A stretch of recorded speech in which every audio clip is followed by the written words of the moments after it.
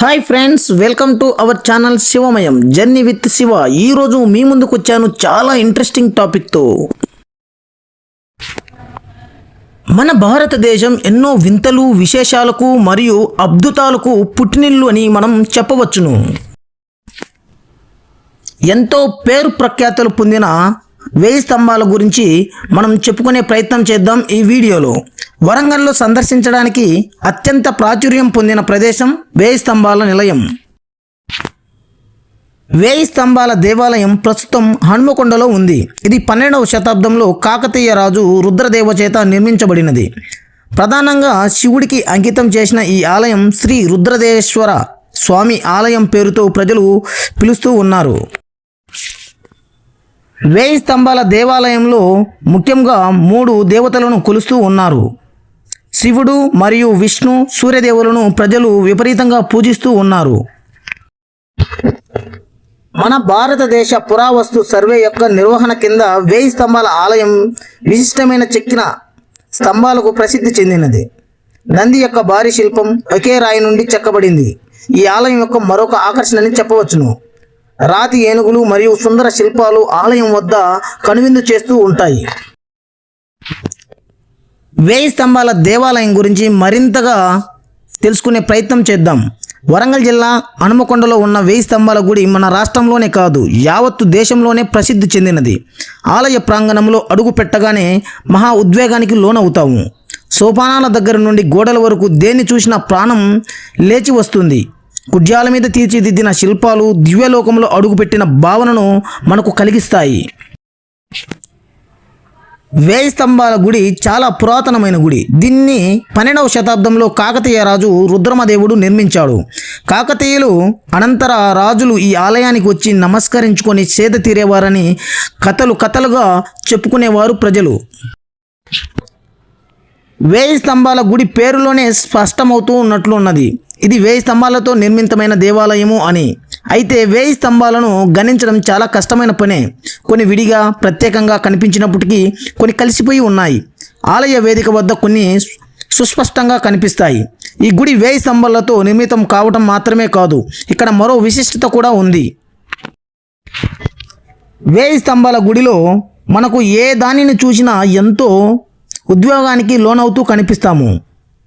ఇక్కడ ఉన్న విశిష్టత ఏమంటే, ఈ స్తంభాలపై నాణాలతో కానీ ఏదైనా లోహంతో కానీ తాకినట్లయితే సప్త స్వరాలు లయబద్ధమై మధుర సంగీతం వినిపిస్తూ ఉంటుంది.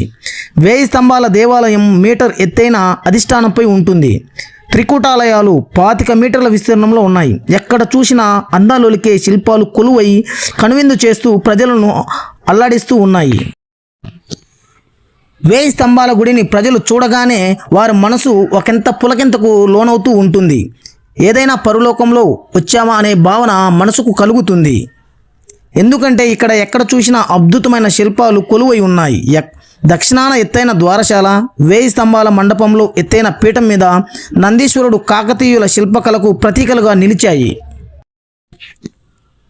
1000 స్తంభాల దేవాలయం త్రికూటాత్మకంగా ఉంటుంది కనుక ఒక కూటమిలో శివుడు, ఇంకో కూటంలో విష్ణుమూర్తి, మరొక కూటంలో సూర్యభగవానుడు కొలువై ప్రజలను ఆనందానికి గురి చేస్తూ ఉన్నారు.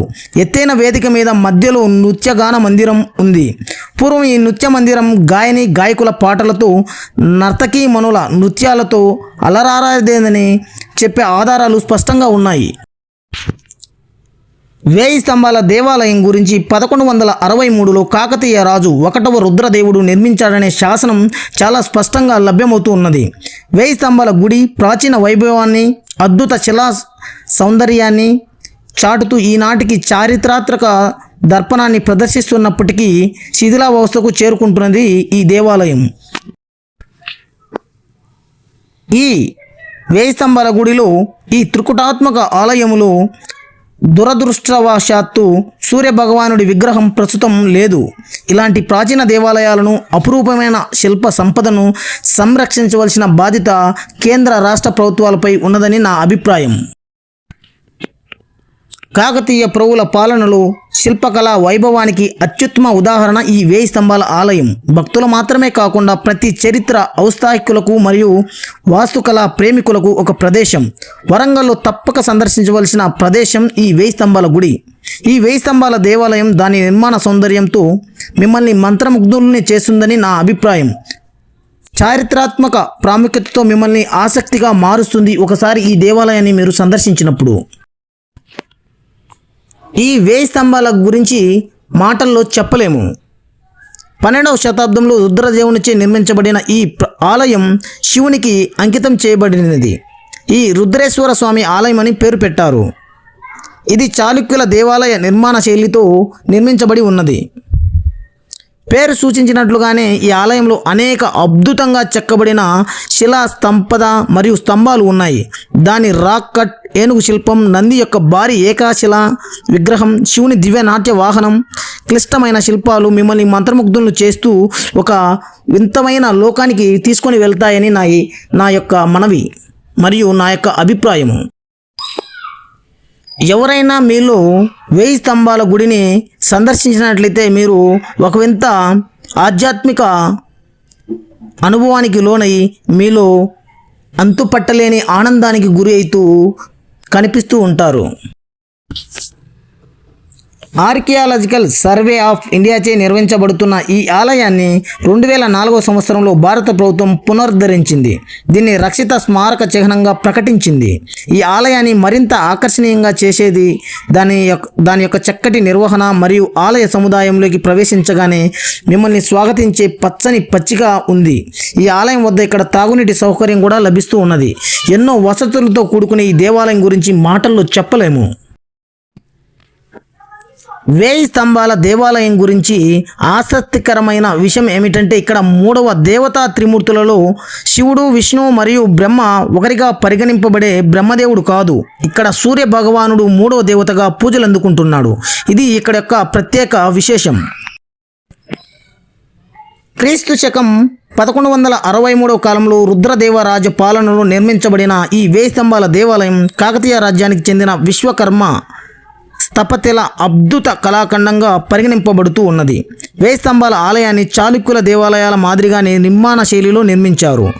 రాజు రుద్రదేవుని పేరు మీదుగానే ఈ దేవాలయానికి శ్రీ రుద్రేశ్వర స్వామి దేవాలయం అనే పేరు వచ్చింది. 1000 స్తంభాల దేవాలయ నిర్మాణం మొత్తం నక్షత్ర ఆకారంలో ఉంటుందని నా అభిప్రాయం. క్లిష్టంగా చెక్కబడిన స్తంభాలు ఆలయ నిర్మాణానికి మద్దతుగా ఇస్తుండగా ఆకర్షణీయమైన శిల్పాలు గోడలకు సొగసైనవి. 1000 స్తంభాల ఆలయానికి అందాన్ని మరింత జోడించేది దాని చుట్టూ చక్కగా నిర్వహించబడుతున్న తోటలో వివిధ చిన్న చిన్న శివలింగాలను కూడా మనం గమనించవచ్చును. మీరు ఆలయంలోనికి ప్రవేశించగానే ప్రవేశ ద్వారం యొక్క 2 వైపులా అందంగా చెక్కబడిన ఏనుగుల శిల్పం మిమ్మల్ని పలుకరిస్తూ కనిపిస్తూ ఉంటుంది. ఆలయ పైకప్పులు మరియు దాని వెలుపల గోడలపై చెక్కడం కూడా సమానంగా మనోహరంగా మీ కన్నులకు కనిపిస్తూ ఉంటుంది.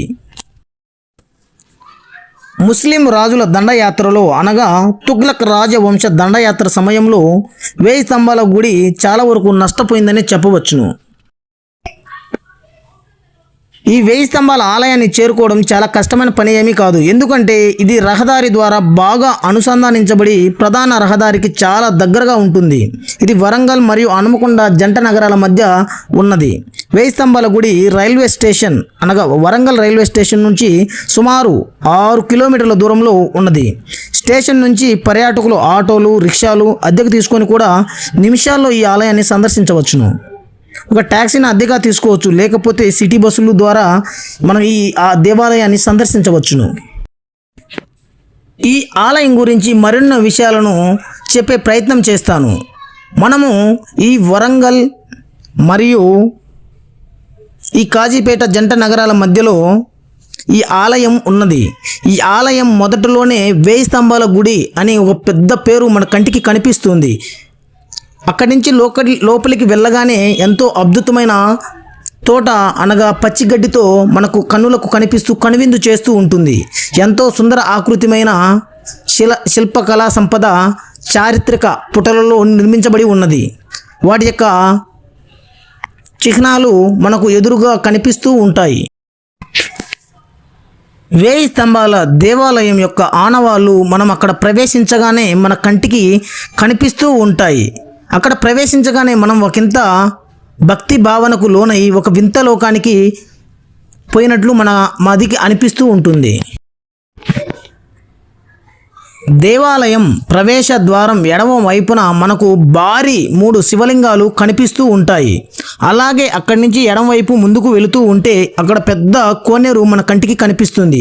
అక్కడి నుంచి ఎదురుగా చూసినట్లయితే దేవాలయం ఎంతో మనోహరంగా సుందరమైన చెట్లతో మరియు శిలా సంపదతో మన కంటికి కనువిందు చేస్తూ కనిపిస్తూ ఉంటుంది దేవాలయం. దేవాలయం చుట్టూ తిరుగుతూ అక్కడ ఉన్న శిలా సంపదను చూస్తూ ఉంటే మనం మరింత పులకించిపోయి ఒక వింత భావనకు గురి అవుతాము. అలాగే మనము దేవాలయం ప్రవేశం చేరకముందు అక్కడ గమనించినట్లయితే ఒక భారీ నంది విగ్రహం మరియు ఏనుగు విగ్రహం అలాగే ఎంతో విలువైన శిలా సంపద మన కంటికి కనువిందు చేస్తూ కనిపిస్తూ ఉంటుంది. ప్రధాన దేవాలయంలో మనకు శివుడు, విష్ణుమూర్తి మరియు సూర్యభగవానులు మనకు దర్శనమిస్తూ కనిపిస్తూ ఉంటారు. అక్కడి నుంచి దర్శనం చేసుకొని బయటకు రాగానే ఎదురుగా చూస్తే అక్కడ 1000 స్తంభాలతో నిర్మించబడిన మరి ఒక ప్రదేశం కనిపిస్తూ ఉంటుంది. అక్కడ కూడా ఒక పెద్ద భారీ ఏకశిలా విగ్రహంతో నిర్మించబడిన నంది విగ్రహం కనిపిస్తూ ఉంటుంది. అక్కడ ఆ మందిరంలోకి ప్రవేశించగానే ఎంతో శిల సంపద మరియు శిలాకృతులతో ఎంతో వింత వింతైన ఆకారాలతో దేవాలయ ప్రాంగణం చుట్టూ అక్కడ ఉన్న మందిరం చుట్టూ శిల సంపద మన ముందు నృత్యం చేస్తున్నట్లు మన కంటికి భావనకు గురి చేస్తూ ఉంటుంది. నిత్యం ఈ దేవాలయానికి ఎంతోమంది పర్యాటకులు వస్తూ పోతూ ఉంటారు.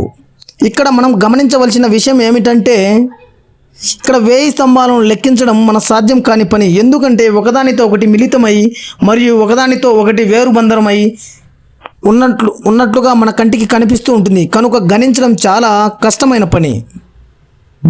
బట్ మనం ఇక్కడ చూడవలసినది ఏమంటే ఇక్కడ శిలా సంపద ఎంతో భారీ విలువైన శిలా సంపదను ఇక్కడ మనము చూడవచ్చును. ఈ దేవాలయం కాకతీయ రాజుల పర్యవేక్షణలో నిర్మించబడిందని స్పష్టంగా శిలా శాసనాలు మనకు కనిపిస్తూ ఉంటాయి.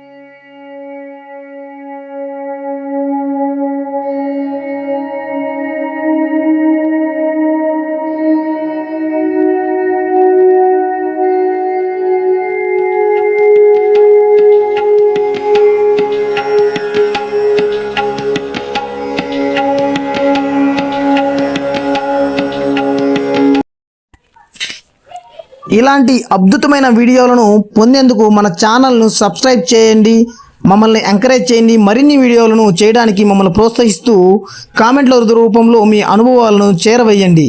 జై హింద్.